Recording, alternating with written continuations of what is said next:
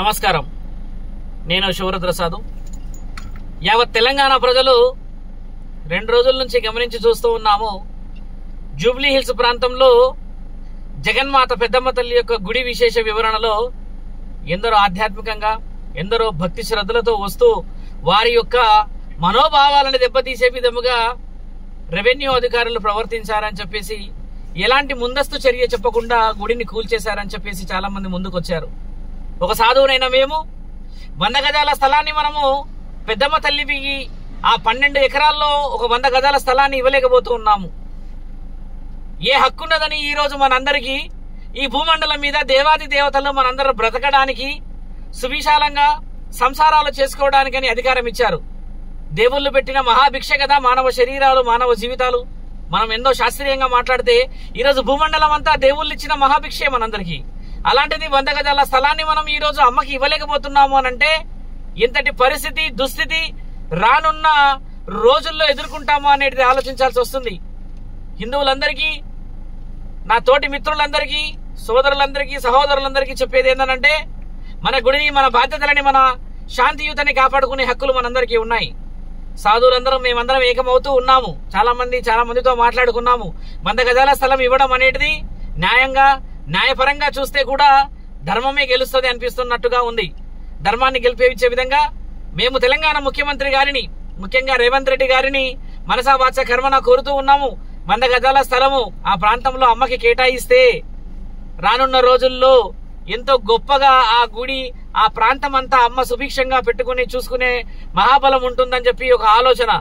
ఎన్నో గుడులు కడుతున్నారు, ఎన్నో గోపురాలు కడుతూ ఉన్నారు. ఈ రోజు మనందరం ఏకం కావాల్సిన సమయం ఇది. ప్రభుత్వం కూడా ముందుకు రావాలి. రెవెన్యూ అధికారులను కూడా మేము అడుగుతూ ఉన్నాము. గుడికి సంబంధించిన విశేషాల్లో, ధర్మాన్ని కాపాడే విశేషాల్లో వాళ్ళు కూడా ఓకింత ఊరిట కలిగించాలని, అక్కడ వర్షాన్ని కూడా పట్టించుకోకుండా ఆకలి దూపులతో ఆడవాళ్ళందరూ రోడ్డుపై ఉన్నారు. ఎంతో ఇబ్బందులు పడుతుంటే ఎంత బాధ అవుతున్నది. మేము దూరపు ప్రాంతంలో ఉన్నాము. సుమారు 2 రోజుల నుంచి నేను హైదరాబాద్ లో లేను. మా ఆలోచన కూడా సాధువులందరం కూడా ఒక నిర్ణయానికి వచ్చాము. గుడులు, గోపురాలు కాపాడుకోవాల్సిన అవసరం ఉన్నది. ప్రభుత్వాన్ని కూడా మేము విన్నవించుకుంటూ ఉన్నాము. ఖచ్చితంగా గుడికి 100 గజాల స్థలాన్ని కేటాయించే విధంగా మీరు ఆలోచన చేయండి. ధర్మాన్ని కాపాడుకోవాలి. ఈ రోజు అమ్మకి మనందరం కలిసి ఒక నీడని ఏర్పరచుకోవాల్సిన సమయం ఇది. ఒక 100 గజాల స్థలంలో అమ్మకి నీడని ఏర్పరిస్తే కొన్ని లక్షల కుటుంబాలకి అమ్మ నీడ ఏర్పరుస్తుంది అనేది మనందరికీ తెలిసినదే. మిత్రులారా, మీరందరూ కూడా ఏకం కావాలి. మీరు మీ యొక్క ఆలోచనని వ్యక్తపరచండి. ఆ ఆలోచన ప్రకారంగా ముందుకు వెళ్ళండి. ఎవరు కూడా ఎక్కువగా ఇందులో ఆలోచనలు చెడుగా చేయకండి. ధర్మబద్ధంగా ప్రభుత్వాలు కూడా ధర్మాన్ని ఆలోచించే విధంగా వాళ్ళకి కూడా ఆ జగన్మాతే వాళ్ళకి కనువిప్పు చేస్తుంది. వాళ్ళందరూ కూడా ముందుకు రావాలని చెప్పేసి ఒక సాధువులాగా నేను కోరుతున్నాను. కాబట్టి ఖచ్చితంగా మీరందరూ ఒకరికొకరు సహకారంగా ముందుకు రావాలి. నేను కూడా హైదరాబాద్ కు రాగానే అక్కడికి రావాలన్న ఆలోచన చేశాను. మీరందరూ కూడా ఇప్పటి వరకు చేస్తున్న పోరాటంలో మేము కూడా ఒక భాగస్వామ్యాన్ని తీసుకొని ధర్మాన్ని కాపాడుకొని మనందరం ముందుకెళ్లాలని చెప్పేసి మీ అందరికీ తెలియజేస్తున్నాము. ఖచ్చితంగా గెలుపు మనదే.